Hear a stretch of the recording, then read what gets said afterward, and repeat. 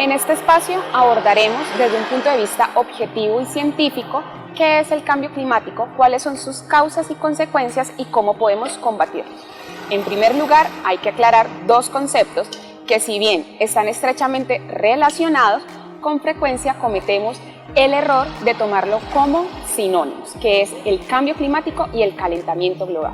Existe una importante diferencia y es que el calentamiento global es la causa del cambio climático, es decir, el aumento de la temperatura del planeta provocado por los gases de efecto invernadero que están derivados de las actividades del ser humano, provocando variaciones en el clima que de manera natural no se producirían.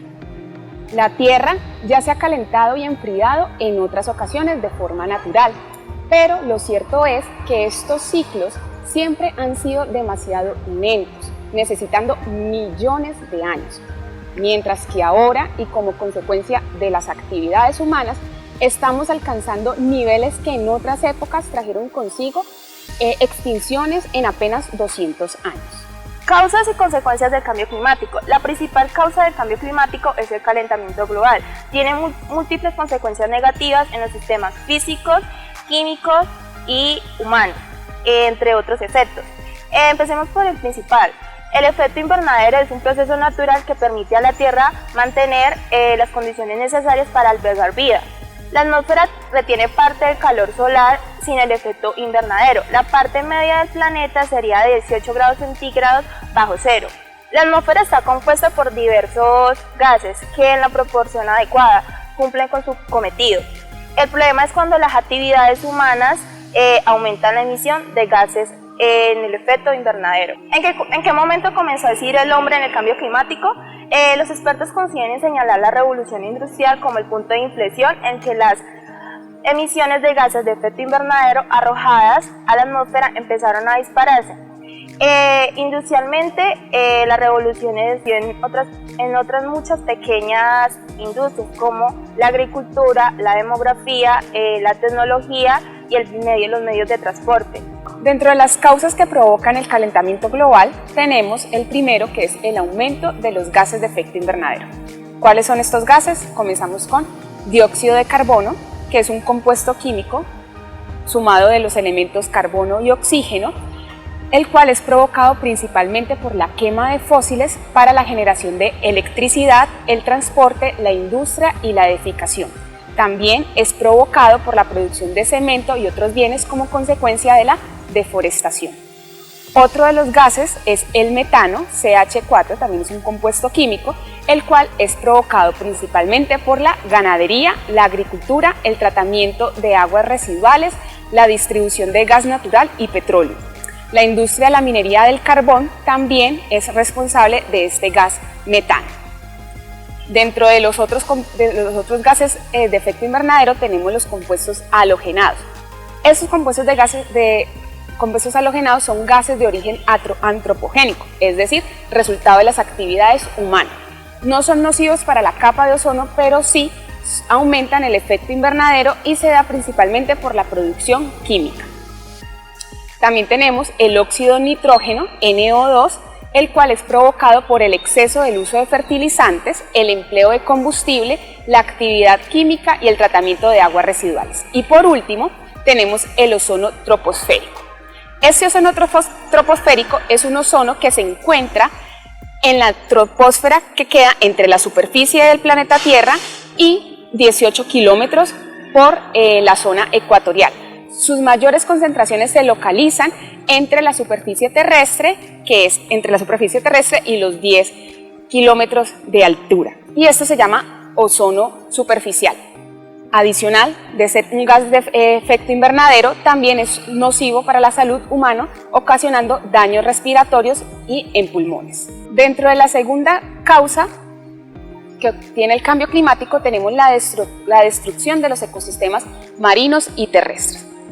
Los océanos y los suelos son sumideros de carbono, absorbiendo hasta el 50% de dióxido de carbono, que ya habíamos hablado que son gas de efecto invernadero, generando, además de su destrucción, el problema es que cuando alcanza su límite, el océano se acidifica y produce muertes y enfermedades de la flora y la fauna marina.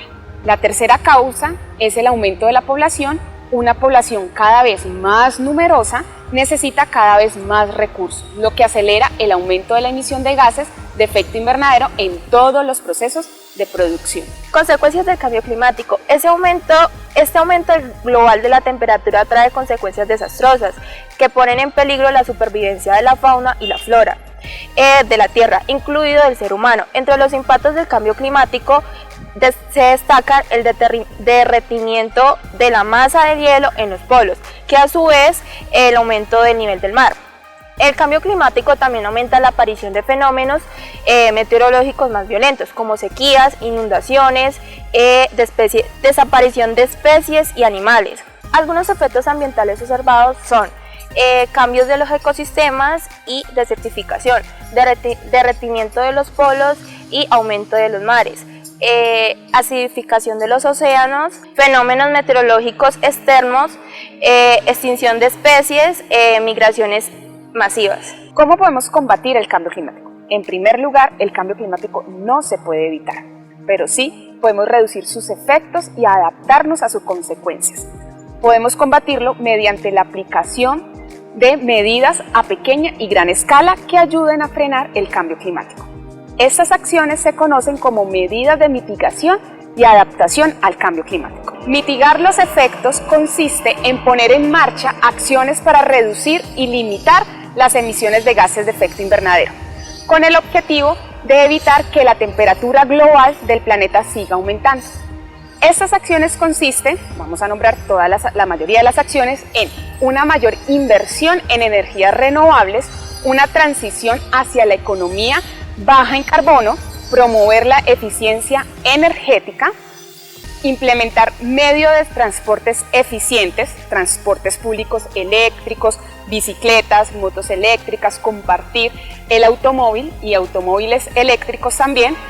También otra de las acciones más importantes es asignación de un valor económico a las emisiones de gases de efecto invernadero, a las industrias y a los municipios y gobiernos, lo suficientemente alto, el cual fomenta que la inversión de gobiernos y empresas se redirija hacia modelos de producción con consumos de menor contaminantes.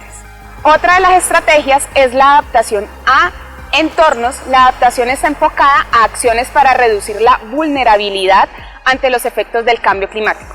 Ejemplo, mejorar las infraestructuras y las instalaciones que sean más resilientes, comenzar un proceso de reforestación y restauración paisajística, hacer tratamientos y depuración de aguas y un cultivo flexible y variado para estar preparados ante cualquier catástrofe natural. Otra de las estrategias, y por último, tenemos invertir en investigación y desarrollo sobre el comportamiento a posibles apariciones de fenómenos atmosféricos.